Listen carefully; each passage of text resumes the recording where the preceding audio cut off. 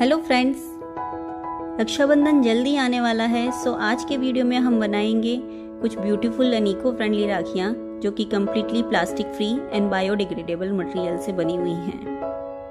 और फेस्टिवल खत्म होने के बाद आप इन राखियों को वेस्ट ना करके इनके सीड्स को यूज़ कर सकते हैं प्लांट्स ग्रो करने में। सो ये रक्षाबंधन मनाइए कुछ इको फ्रेंडली तरीके से।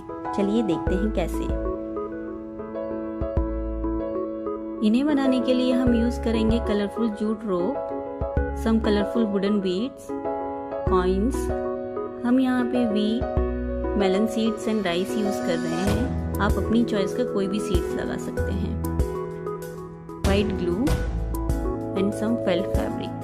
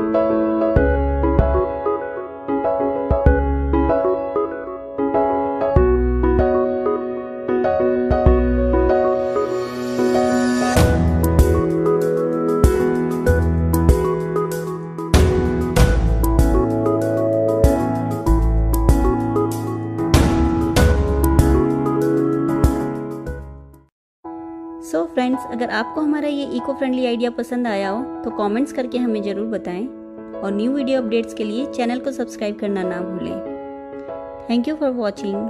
Bye bye.